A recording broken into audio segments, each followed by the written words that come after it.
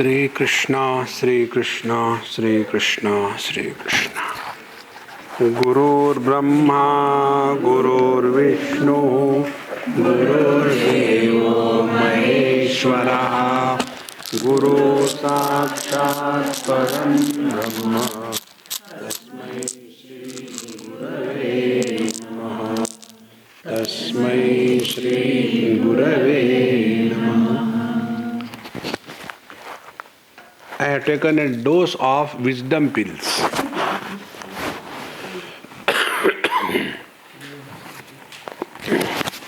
Yathane kachakshu prakasho ravirnam kramena prakashi karoti prakasham anekadhiyo yastathaika prabodhaha sanityopadabdhi swarupohamatma. The problem in our cognition of the reality is we are trying to understand the absolute without giving up our hold to the relative. Now make this point clear. See, take my favorite example of the waves, ocean and water. When I live as a wave, I will be looking around only the waves. See? So what will be my lifestyle? Wave versus wave. So I versus you. See? I received many years before one beautiful poem written by a girl. Now she has become a grandmother.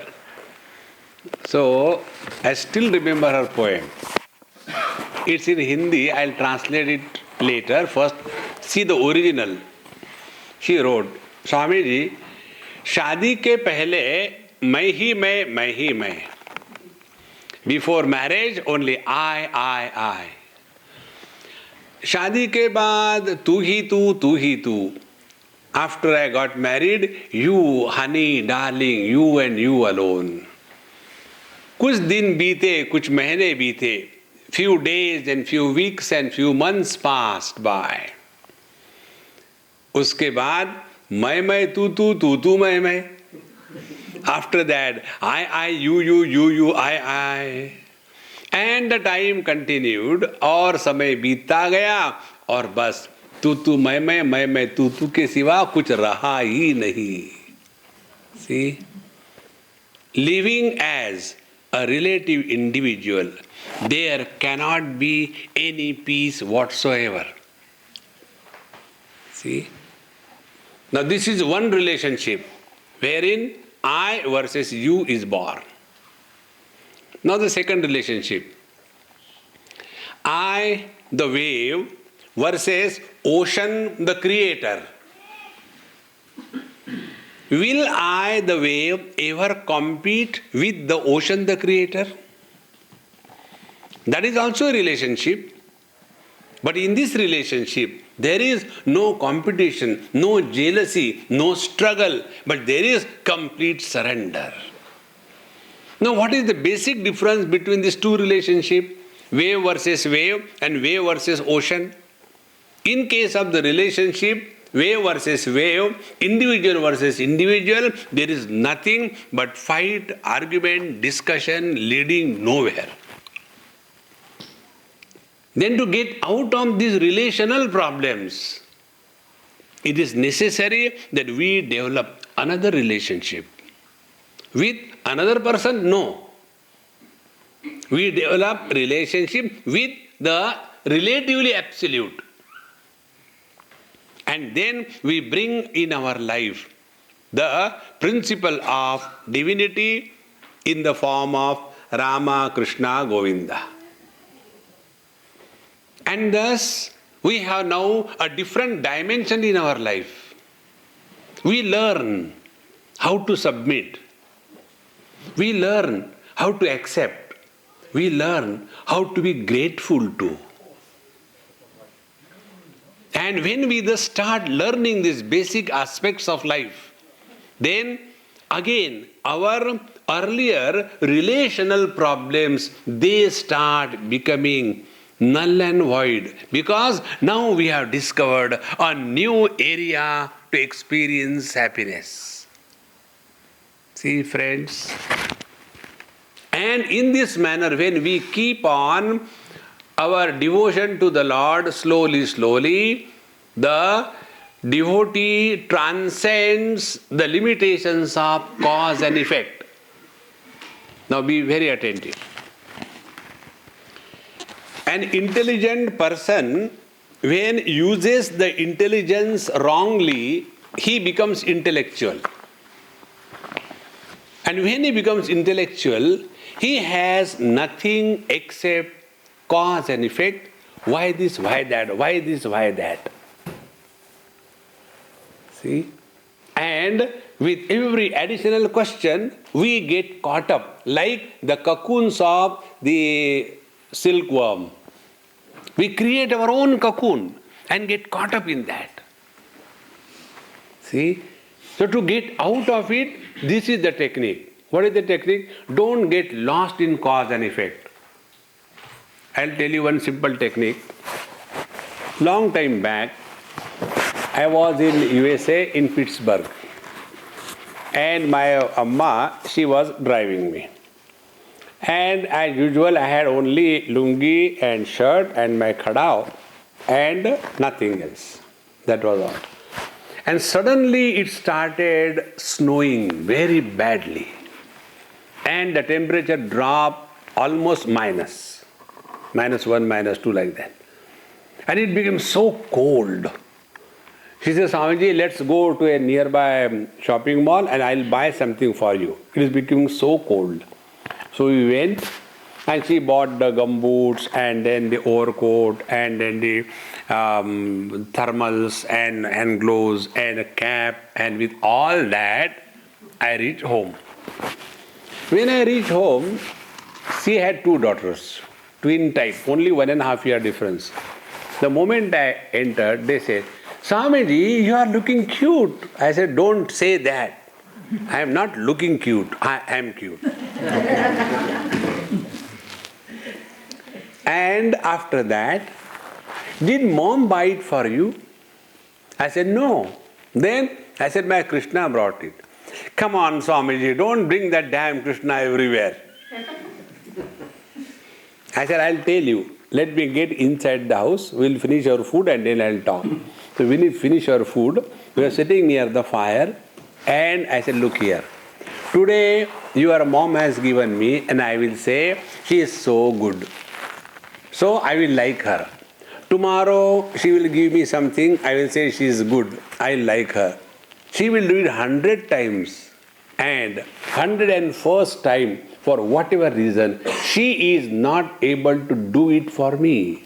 Immediately she will become bad and I will start disliking her. Be very attentive. If our relationships create likes and dislikes, we are creating samsara. Now go one step further. When I get something, it is God's grace. If I don't get something, it is God's grace. So every event will remind me of the divine. And when every event will remind me of the divine, I have nothing to do with the world. There is neither an enemy nor a friend. This is how, through devotion, we purify our mind. And a devotee does not accept cause and effect. A devotee will never talk, if he is really a devotee, that whatever is happening, it is my prarabdha. For a devotee, there is no prarabdha. For a devotee, there is no karma phala. There is no result of earlier actions. For the devotee, everything is divine grace. See? And when we take everything as a divine grace, then thereafter, there is nobody to complain, nothing to gain, nothing to lose. And that mind becomes so pure that we are able to look at the world as the Lord is looking at His own creation. See, 4, 5 children born to the same couple, they will be fighting among each other. But what is the experience of that couple? When they are looking at their own children, children can never understand. They will always say, Mommy, you always love him most and you don't love me. They'll always say that. Therefore, friends, purity of heart is necessary and it can come only through the process of devotion. And when we thus are invoking the divine principle as the primary factor in our life, then there is nobody to complain against. Life is a divine gift. According to the devotee, whatever we have is not because of our earlier meritorious acts. Whatever we have is only because of the divine grace. And what is the grace? Grace is a favor. What is a favor? Although you don't deserve, you get it. Understand, friends? So whatever we have in life, it is not because of our karma. No. Whatever we have in our life is the divine grace. And one step further, when the divine grace is recognized, it starts expressing as love for the Lord and His creation. See, friends, when I go to somebody's house, I don't like dogs. In LA, I had to stay with one Tamilian family. And she is alone staying, that lady, so I had to stay with her. They are organized. She said, I want Swamiji to come and stay with me. They said, okay. So when I went there. After I entered the house, I saw there were 7 dogs and 12 cats. And after I went inside, I went to the fridge to take a glass of water. It was very hot. So when I was opening the fridge, there was a sticker on the fridge. This house is meant for catering the needs of the dogs and the cats with priority. If you are uncomfortable, you are welcome to leave. So when I saw that sticker on the fridge, and when I went, so all those dogs came. What will I do? Amma, your dogs are so sweet. What sweet? See? When I love the Lord, I can never hate His creation. Friends, please recognize this very subtle principle. One more example I'll give you. Once it happened in Bombay. One lady came, Swamiji. I said, what happened? I gave him left and right. I said, whom you gave left and right? She told somebody's name.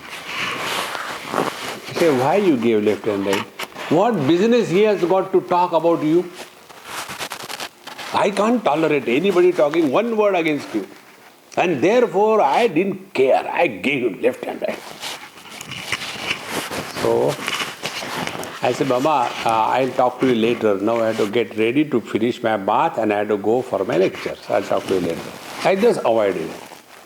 And she was boiling.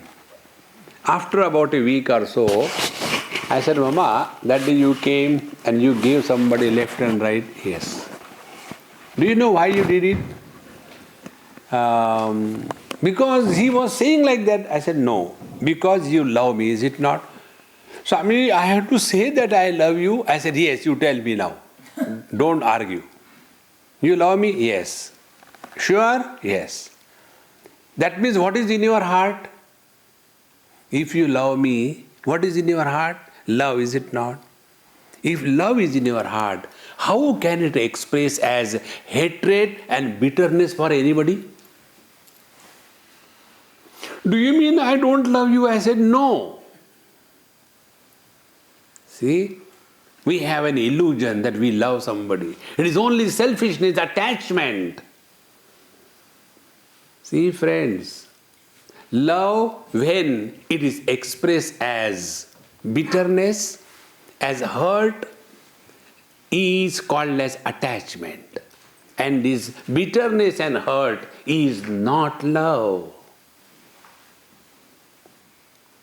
See, friends, if love in our heart really comes up for the Lord, we can never have bitterness for anybody in this world. See, with such a mind alone, we can go next step. So what is this step? This step is look at the world as the Lord is looking at His creation. See? And when we thus have accepted everything as it is, then we go beyond this creation and come to know. Ishavasya says, Yasmin sarvani bhutani atmaiva bhut vijanataha tatra ko moha kashokaha ekatvam anupashyataha. When we come to discover that this whole creation is my own expanse, see, there is no doubt, no moha, no shoka. In that knowledge, don't we love even an abscess on our hand? When there is an abscess, once I went to see somebody, he had a terrible big abscess. I said, hey, what's wrong? Swamiji, it is such a bad abscess, okay, take medicine. Now what is there to discuss about abscess? But he started. Swamiji, it is, I don't know why it is becoming so big. And 3 days before, the doctor gave a cut. And you know, almost half a bucket of pus, yellow, red. And he was describing it so gloriously because it is his pus, not mine. Friends, anything which we include in the definition of I, we don't hate. See, inclusion of everything in the self is called as looking at the ocean and the waves by the water. How the water will look at the ocean? How the water will look at the waves? From the water standpoint, there is neither ocean nor waves. In the same manner, the whole spiritual practice is change your standpoint. Our present standpoint is I versus you. It can never end. So to remove this I versus you, what is I versus you? I is strong, you is strong. See, the other day somebody was applying some cream to my feet and doing some acupressure and said, Swamiji, how come your feet are so soft? You are putting on wooden sandal all the time. How come your feet are soft? I said a simple rule. One thing has to be soft if the two things have to stay together. See, if you have a wooden sandal without the rubber sole and with that hard wooden stick, you step on the hard stone, it will slip. See, I said in the same manner, you people are interested in the soft inner sole of your shoes. So if the shoe sole is soft, your feet have to become hard. My shoes are hard, therefore my feet are soft. A simple rule. See, friends, Therefore, friends, to soften I versus you, introduce the principle of devotion. And a devotee is the one who never falls. Do you know why? Because he is already fallen at the feet of the Lord. Further, where will he fall? One day, one child asked me this question. Swamiji, one man fell from the first floor and the second man fell from the 10th floor. What is the difference? I said, I don't know, funny question. No, how it will be like? I said, I don't know. I'll tell you. I said, tell. He told. When a person falls from the first floor, it is dhab ah. And when a person falls from the 10th floor, ah dhab.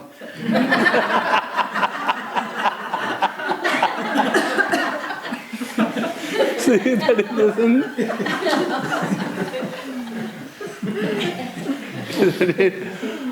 when a person falls, right in the beginning, in the devotion, we have surrendered at the feet of the Lord. So there is no crying at all. See, friends, therefore, unless this I is softened, life will be a battle, a bitterness. See, we have to adjust everywhere in life. Adjustment is another spelling for life. See, where there is no adjustment, life is impossible. And that adjustment becomes possible when we are soft. One more example I'll give you. One day, one mother bought food for me. And her child also came. And that fellow was crying. I was feeling, give one to this fellow. But you know, his mother is giving me food, so I have to tolerate. Then I was thinking, what to do with this fellow now? So I started talking to him. I said, hey, these ice cubes I have to put in this small glass, they are not going. What should I do? I said, shall I break the glass and then put the ice cube inside? This is not the way. I wanted to change his topic. I said, then how can I put the ice cubes inside the glass? You don't allow me to break the glass. Then what do I do? Don't do anything. Then just leave it like that. Then what will happen? So I mean, it will melt and the whole water will go inside. See, in a cup, in a glass, if there are half a dozen ice cubes, how they sit? My space is this, your space is this, and in between there is a lot of space wasted. But when all the ice cubes, when they melt into homogeneous water, let it be a petri dish, let it be a test tube, or let it be a capillary tube. Everywhere the water is at home. See, dissolving the ego means we are at home everywhere. When we have got sharp corners, we are a problem to ourselves and to everyone around us. So with this loosening of the I, then we come to a stage where we are able to understand what is said by the teachers. Like, yathaneka chakshu prakasho ravirna kramena prakashi karoti prakashyam. The sun is not illuminating the different objects one by one.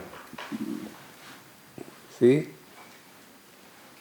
He illuminates all the objects simultaneously because everything is included in him. Biggest problem we all have is we have taken ourselves to be inside the body. The truth is the other way around. We are not inside the body. The body is in us. See? Gross body, this much dimension. Supported by prana, the air. Air is more pervasive than the gross body. So the body and the prana, they are contained in the mind. Mind is more pervasive than prana and the body. And this mind is contained in the consciousness. Consciousness is more pervasive. So the truth is, the subtler we go, we start expanding. And when we expand, we include everything. See? Therefore, he who has expanded to such an extent that nothing is excluded, everything is included, then we understand his experience. Like when the sun is illuminating 1,000,000 things, it is not a burden for the sun. Hey, let us do it one by one, okay? 1, 2, 3. No, not kramena, not with a sequence. See? Now when I keep my eyes steady, not focusing to anybody, yet so many of you I am able to see simultaneously. It doesn't make any pressure or a load on my eyes when all of you are illumined by the vision. See? Therefore, yathaneka chakshu prakasho ravirna kramena prakashi karoti prakasham aneka dhiyo yastathaika prabodha. In the same manner, one conscious existence enlivening all the intellects simultaneously does not get influenced by the quality of any intellect. The basic rule, please remember, illuminator is never influenced. See? Like the example I gave the other day, 2 bulbs, one illuminating the temple, other illuminating the toilet. See? Will we say that the bulb illuminating the toilet must have been papi, and the bulb illuminating the temple must be very, very pious? No. It makes no difference to the light, what is illumined. Not only that, if all that is illumined is taken away, nothing is lost for the light. In the same manner, whether there is a waking experience or no waking experience, whether there is a dream experience or no dream experience, whether there is a deep sleep or no deep sleep, whether there is samadhi or no samadhi, conscious existence does not get influenced by any of these experiences and appearances. Sa nityopalabdhi swarupoham atma. That is our essential nature. See? This example I gave you about the phone. Sound waves are the same for all the phone. Whether it is Nokia N series or E series, whether it is a Motorola, whether the provider is a Vodafone or a Hutch, Kutte wala, it makes no difference. See? And when one phone is switched off, there is no loss to the sound waves. When one more phone is added, there is no burden to the sound waves. In the same manner, infinite is that which includes every relative, but the infinite is not equal to the summation of the finite. To come to this cognition, this example is given, that this conscious existence is able to simultaneously express through all the gadgets. Whatever gadget is in that, it is expressing through that. Whether the gadget is man or woman, whether wise or idiot, it makes no difference. See? That is why anekadhiyo yas tathaika prabodaha sa nityopalabdhi swarupo hamatma. Just go slowly, step by step, backwards, towards yourself. Color and forms we drop, we come to the eyes. When the eyes have nothing to illuminate, they are not feeling empty.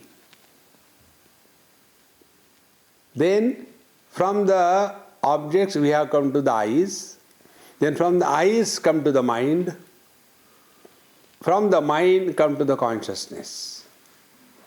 See, it is something like the objects which are illuminated by the light of the bulb, then from this object go to the light, from the light go to the electricity. It is a journey not in time. It is a journey not in space. It is a journey which doesn't take time. It is a journey which doesn't take you anywhere. Space does not go anywhere. All going and coming is happening in the space. Waking, dream, deep sleep, samadhi, they come and go. The conscious space is ever untouched. See, like for the space, simultaneously, in one part it is the winter, in other part it is summer. In one part it is morning, in other part it is evening. It makes no difference to the space. In the same manner, whatever be the experience, waker and within the waker, the husband, wife, brother, sister, it makes no difference whatsoever. Sanityopalabdhi swarupo hamatma. See?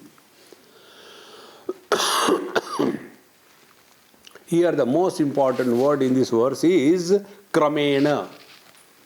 Wherever there is a sequence established, a mind is born. See? When we see the dream, and in that dream we see, for example, that a grandfather holding the finger of the grandchild is walking on the sea beach. Do we see the dream like this thing? First, the grandfather is born, then he was growing, and then he has produced a son, and the son also grew, and then he has produced a child, and then he has taken the grandchild and went for a walk? No. We see the dream as a big bang, boom. And there, grandfather has to be born earlier, grandson has to be born later. And thus, earlier and later, a concept of time is born. See, that is what is the technique of japa sadhana. In japa sadhana, first we reorganize the sequence. Instead of the thoughts coming randomly, like the poultry birds, there is no organized things in there. Then we get out of the poultry farm and go into the musical concern. There also it is a noise only, but it is organized. And in that organized noise, we become oriented. And if it is a classical concern, and if we are not Aurangzeb, then the classical depth takes us through the sound, beyond the sound. Then we come to discover sounds create sequence. Silence does not create sequence, because Sounds are many. Silence is one.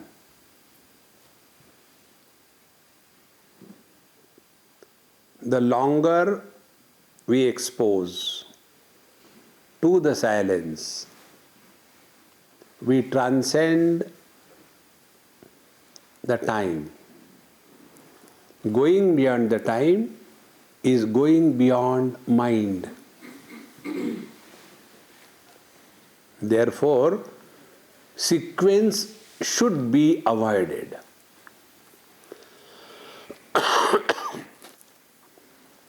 To avoid the sequence, we come to one, that one which is not followed by two, that one which is not divided by two. What is that one which is neither followed by two or divided by two? Is the infinite. It is only the infinite alone is one without a second. Sanityopalabdhi swarupohamatma. See, our experience in the deep sleep is experience of being infinite. There is no limitation of time, space, object, relativity. In the deep sleep, no concept of time, no concept of space, no concept of object, no concept of otherness, no concept of in versus out, no concept of I versus you. When all this conceptual existence is dissolved in the deep sleep, what remains is the absolute infinite being. And that experience we all go through. Alas, we don't recognize that. If we are able to recognize this, deep sleep is equal to samadhi. There is no difference. See, friends, in the deep sleep, although the experience is there, it is not recognized. You know, in one text, Tripura Rahasya, there it is said, like we all recognize waking experience, we all recognize dream experience, we all recognize deep sleep experience. Therefore, when we talk about, we are able to understand it. One day, one lady from a village type of, not educated, very simple, pure, and she used to come for the talks. And she will sit quietly and listen. And one day she said, Swamiji, I am not able to understand one thing. What is that? When you talk about dream, what is the meaning of dream? As you see in the dream, when you go to sleep, this world is not there, but you see something. She said, I have never dreamed. For her there are two experiences, waking and sleep. Now to that lady, how can you explain what is a dream? In the same manner, we all go through the experience of Nirvikalpa Samadhi 100 times. But we don't recognize this is Nirvikalpa Samadhi. And therefore, although we go through the experience, we miss it. So what is all the sadhana is recognition of this experience. And this can happen only by the simple technique. Let us not give too much importance to sequence. Sequence creates time, time creates cause and effect creates logic, logic binds you into your own foolishness. See how simple the life becomes. Therefore, yathaneka chakshu prakasho ravirna kramena prakashi karoti prakasham anekadhiyo yastathaika prabodha sanityopalabdhi swarupohamatma. To indicate this, our scriptures tell that the reality is causeless. See? What is the cause of the God? No. One child asked me this question. Swamiji, God created this world. I said, yes. Who created God? See? God is not a created entity. It is a causeless existence. And therefore, to reach this causeless state, we have to transcend the mind which is fabricating the cause and effect. And to get out of it, krama, the sequence, must be disregarded. Otherwise we go on imagining, I went there, this happened, that happened, oh, aha! There is no cause, no aid, it is just like that. See what a difference it makes. We have never asked why the fire is hot. Did we ever ask? We never asked. So what do? We accept the fire is hot. Thereafter we start thinking how to interact with the fire which is hot, and the heat should be our slave and we should not be burnt by the heat, is it not? We don't waste our time in why the fire is hot in the first place. Now apply this principle. Rather than arguing into anything, but why he is like that? Aha, he is like that. Okay, now go ahead. See, then alone we really mean spiritual path. Like the other day I told you, one wife was complaining about her husband that he is too angry all the time. What should I do? Why don't you tell him something? So the husband was not there. I said, Amma, then her son was there. Swamiji, can I reply this question? I said, wow, come on. You have taken my burden away. And that child was coming for the lecture, Kenu Upanishad. He used to come and sit in the front and quietly sit all through the lecture. And that day we have the topic like Yan manasana manute yena ahur manomatam tadeva brahmatvam vidhi nedam yadidam upasate yash chakshushana pashyati yena chakshukam shipashyati tadeva brahmatvam vidhi nedam yadidam upasate yash shrotrena na shrunoti yena shrotragam idam shrutam tadeva brahmatvam vidhi nedam yadidam upasate. That Parabrahma Paramatma thou art. Now that child, innocent, pure, fully attentive, he was so clear that Parabrahma Paramatma is our essential nature and everybody's. So when the mother said, he becomes very angry on everything, what should I do? So he said, Mom, Swamiji told us in the morning, no, everything is Brahman. Then why don't you look upon Dad as an angry Brahman?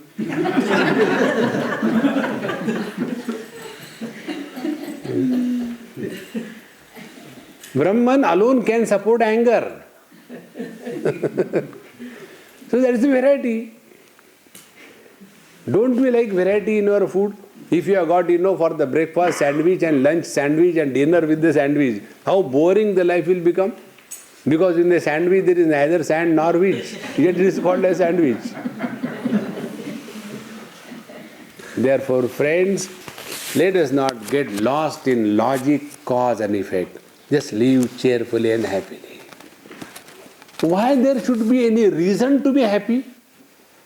Yes, there can be reason to be miserable. Now what is the reason to be miserable? Default settings. We all have our laptops and we have the default settings. If I am a mother, the cause of my misery is my children. If I am a husband, the cause of my misery is my wife. It's so clear. Unless we change these default settings, we do not want to change ourselves. Vivasvat prabhatam yatharupam pragruhnani nabhatamevam vivasvan yatha yada bhata abhasayatte kshamekaha Sanityopalabdhi Swarupohamatma. See, this thought has come here. Now the same thought I will give you this example and then we will go outside. Vivaswan means the sun. I told you in the morning, this example further will elaborate. You are able to see me because the light is reflecting on me, and you have an illusion that you are seeing me, but in reality you are seeing only the light which is reflected on my body and clothes. Right? Whether you want it or not, this is the truth. Okay. Now, I am here, you are able to see me, therefore you have got a vision. Now, just as an experiment, we switch off all the lights. I am here, you are there, you have vision. Will you be able to see me? No. So what you are seeing me? You are not seeing me. You are seeing only the reflected light on me, is it not? See, friends, this is the example given here. The whole world is outside. In the absence of the sun, although the mountains are there, the trees are there, nothing is seen because the sun, the illuminating factor is absent. Now, whether there is a sun or not, who illuminates? The eyes. In the 11th chapter of Bhagavad Gita, Bhagavan Sanjay is explaining the brightness of the Vishwarupa divine form. There, this particular thought is referred by Einstein also in his books. He says that if there were to rise millions of suns simultaneously in the sky, how much bright will be the light? Much more than that is the brightness of the divine form. Now when we think about God and divinity and the brightness, we start doing the eyes like that. It may be too bright. That is not the meaning. See, one small candle in a dark room is absolutely bright. The same candle you take outside at 12 o'clock noon when there is a bright sun, put it in the center of the road. Nobody will even recognize the flame burning because it is overpowered by the sunlight, is it not? Go one step further. There is sun and the sunlight. Who illuminates? The eyes. So, the light of the eyes is more powerful than the light of the sun. Go one step further. Who is peeping through the eyes? It is the mind. So, the light of the mind is more powerful than the light of the senses. And what is the mind? Mind is an expression of the consciousness. Therefore, the light of consciousness is much more than all the other lights. See, friends. So when we are practicing, don't get carried away by those kinds of things. Swamiji, when I sat for meditation, first, the green light came.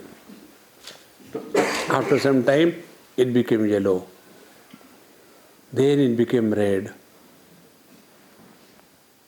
What is that experience?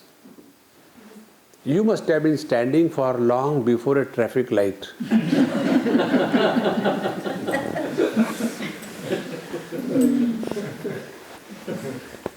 Isn't it?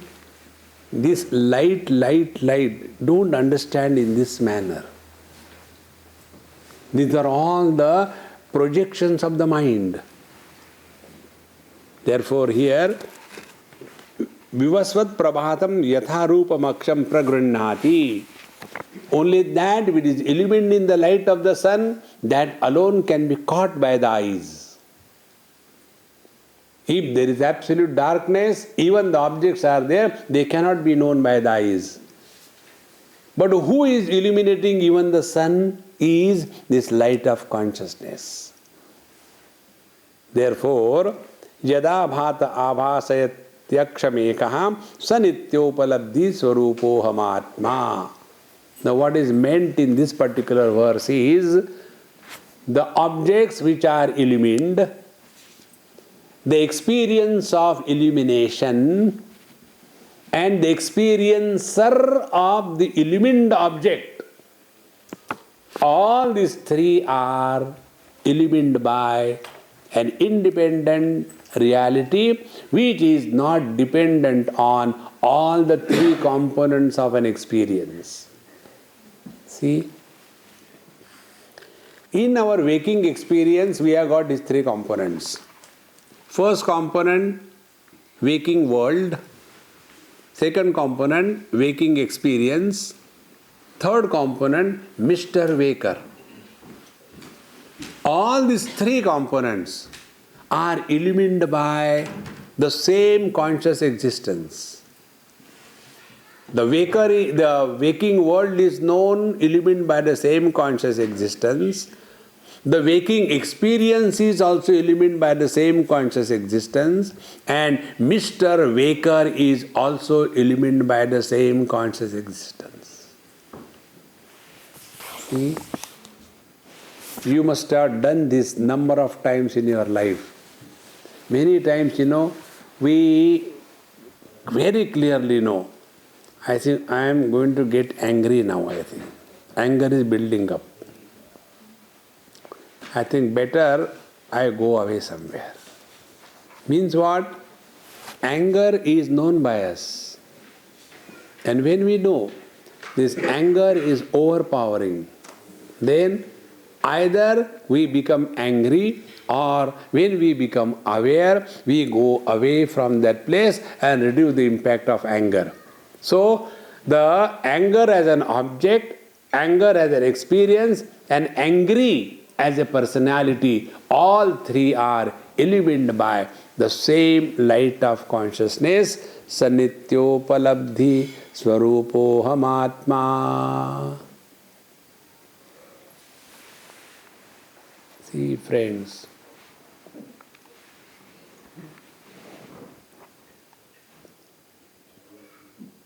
from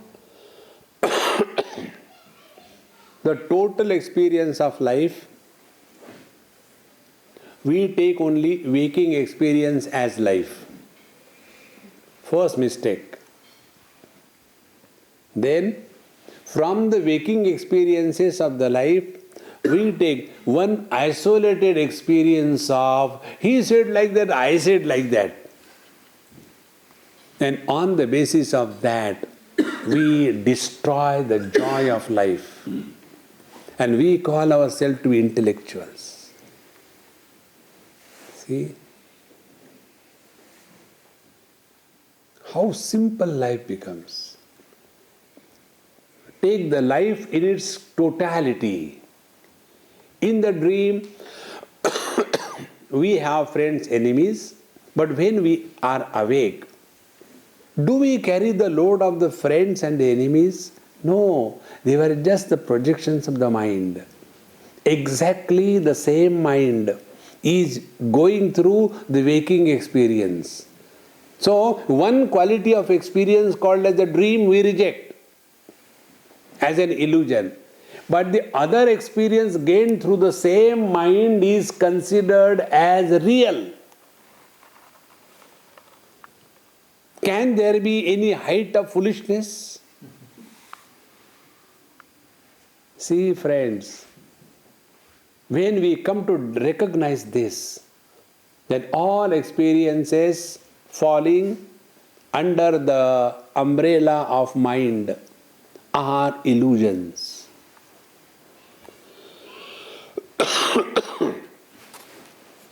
One day I went to see one movie in a special theatre, I don't know what they call.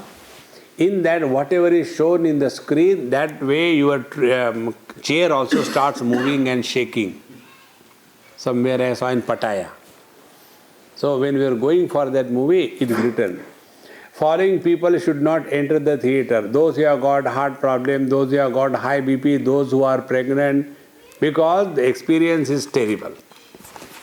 So I went, I was not any one of them.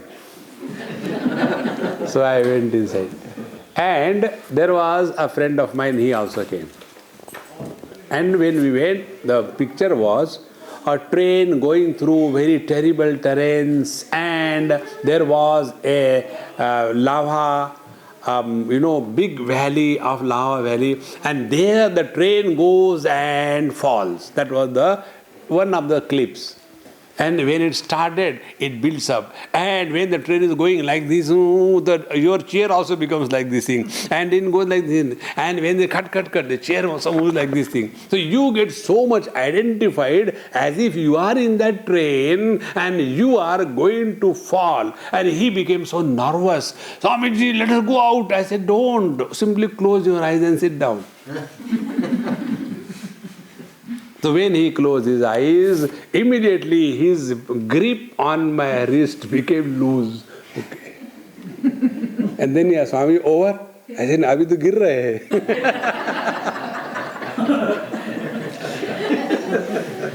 We are just going to fall down. No. See, that which is not included in the mind does not exist. See, whether it is a waking experience or dream experience, all are only illusions in the mind. These are all images. That is the reason why mind never becomes old.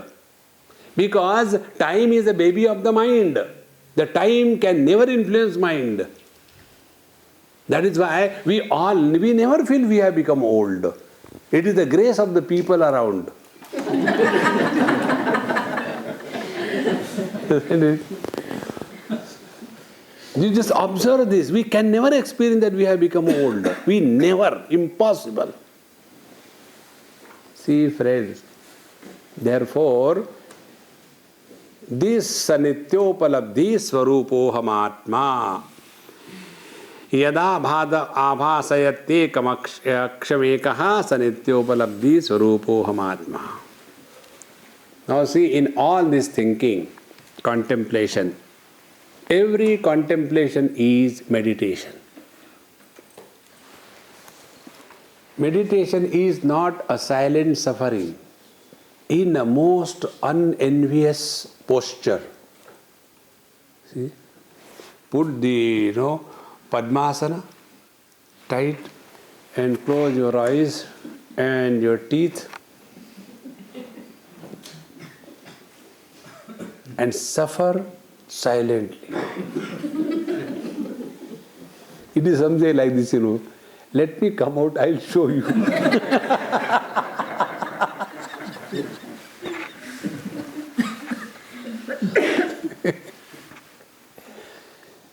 Meditation is not a torture, friends. See, meditation is not a burden. It's a joy. There is no station of misery to the kingdom of bliss. There is no misery anywhere. See? Sa nityopalabdhi swarupo hamatma. So all this thinking process, what we are doing is only one thing. All our wrong notions are being erased one by one, one by one. See? The net result is like this. The other day, one lady came with me to Calcutta. And she has been with me, known to me for so many years. When her only daughter was about 6th standard, since then I know her.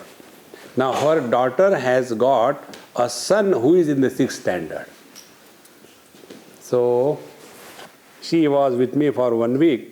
And she says, Swamiji, you have removed a huge burden from my head. I said, what I have done? Please tell me.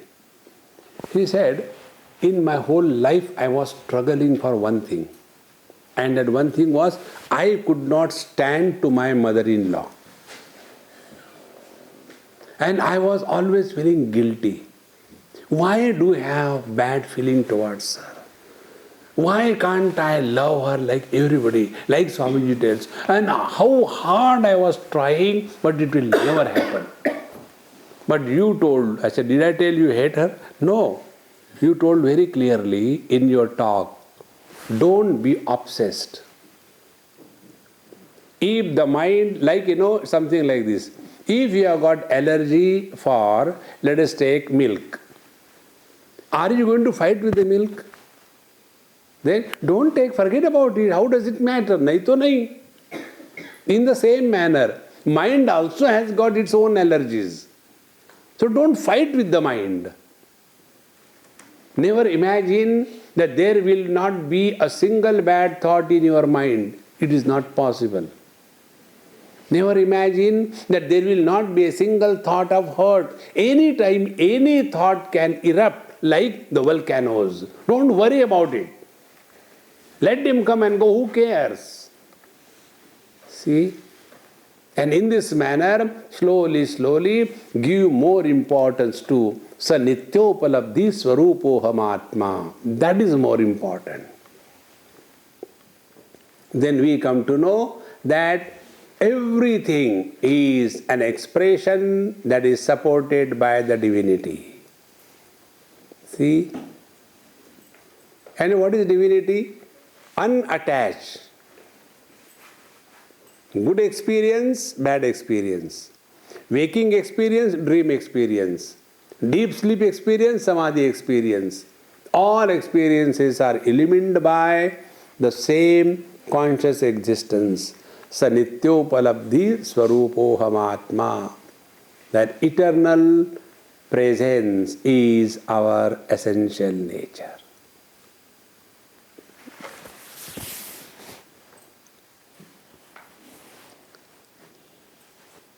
See? We don't have to struggle for silence. And this silence is not opposed to disturbance. See, there are three words: Shanti, Ashanti and Prashanti. Ashanti, no commentary is required. We are established in that. Shanti, which is opposed to Ashanti. And what is Prashanti? Prashanti is that which is not disturbed by Ashanti and which is not enhanced by Shanti. See? Prashanta Nilayam. People may speak good about him or bad about him. He just above all. Abiding in this is called as living in meditation. So let us not be obsessed. But why bad thoughts come in the mind? Let them come. Why you are worried? See?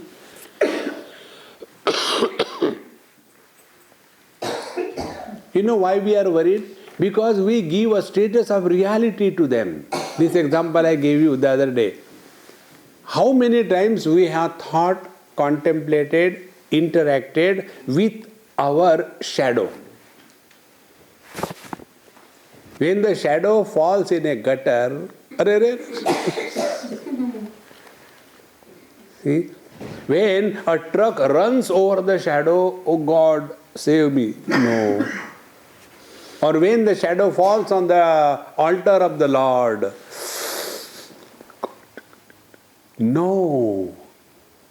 Because the shadow is never even recognized in the same manner.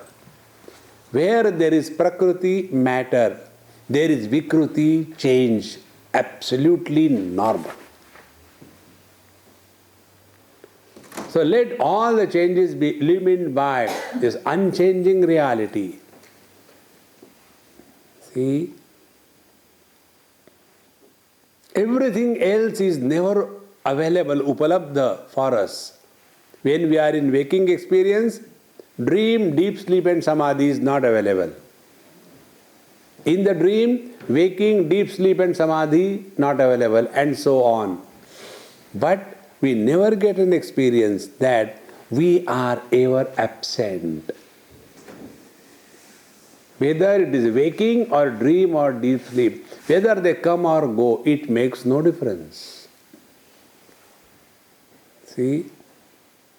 And one more point, deep point. With that, I leave you to contemplate for the whole night. In the waking experience, you and me are separate. My waking experience and your waking experience is different. You are enjoying here and I am suffering. Place is the same. Our experiences are different. Then our dreams are different. Our dream experiences are different. But in the deep sleep, we are all having the same experience. There is nothing like your deep sleep and my deep sleep, no. Because in deep sleep, there is no sense of otherness.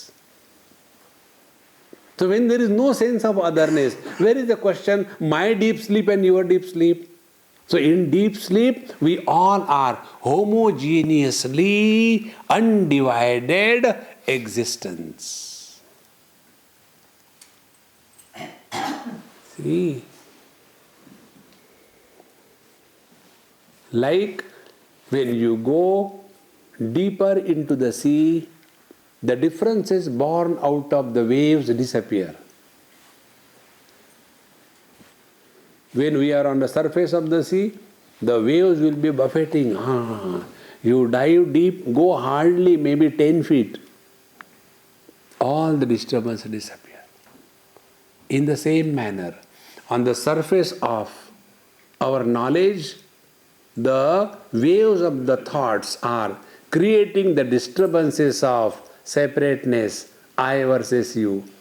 Go deep in the consciousness. There are no differences. This undifferentiated Sanityopalabdhi Swarupo Hamatma. Waves come and go. Ocean doesn't come and go. Thoughts come and go. Consciousness doesn't come and go. This eternal presence is our essential nature.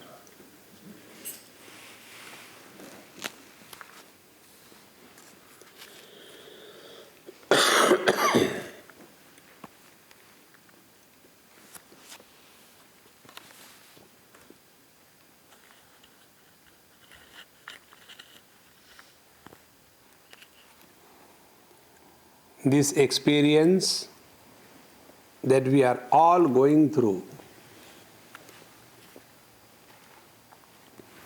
is not created by asana or pranayam or chanting the Lord's name or giving charity or doing seva. No. This effortless glide into our own being is only by one simple technique. We have to correct our focal length. We are focusing at a wrong place. Either the world of experience or the experience of the world or the experiencer of the world. When we focus our attention to the experienced world, we are in the waking experience. When we focus our attention to the experiencer of the world, then we are in the dream experience. And when we are focusing our attention to the experiencer, the illusion of I is born.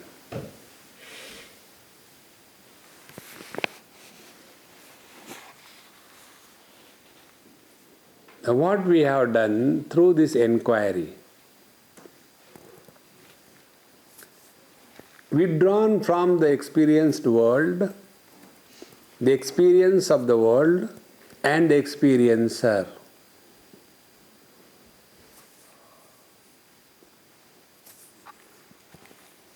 Nothing is done. All what we have been doing is undone. Undoing is meditation. Unbecoming is meditation.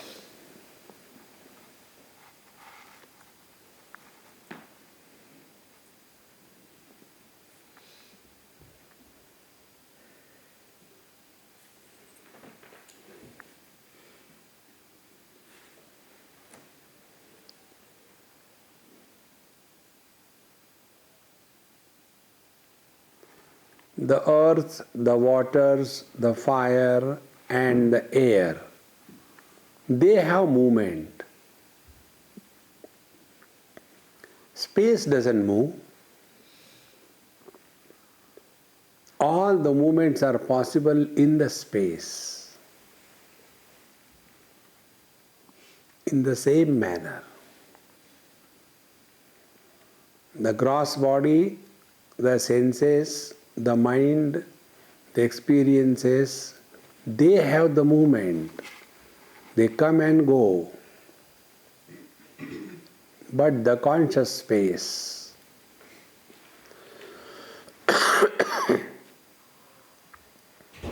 whether it is a waking experience, comes or goes, nothing is added and nothing is taken away. Sanityopalabdhi swarupohamatma.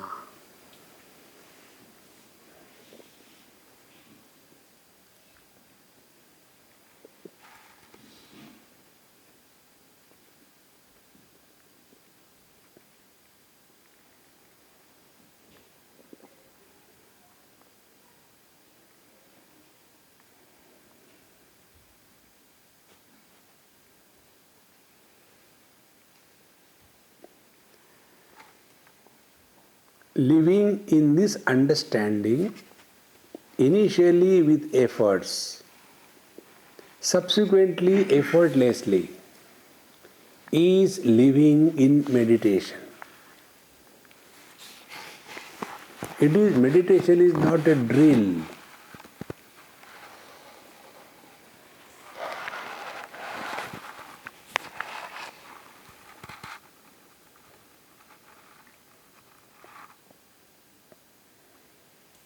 What practice the part space will have to do to recognize that it is the absolute space? Is it necessary to break the pot? No. Not only the space is in the pot, but the pot is in the space. Inside and outside is an illusion created by the walls of the pot. To establish this one, we don't have to break the pot. Only correct our understanding.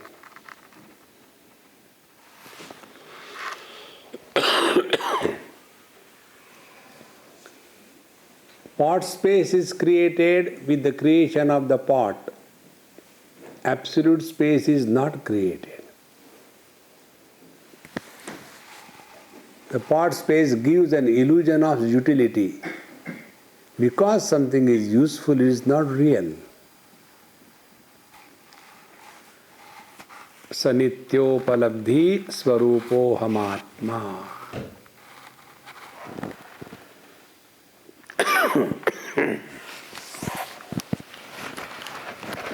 Om Purnamadaha Purnamidam Purnaat Purnamudachyate Purnasya Purnamadaya Purnamevavashishyate.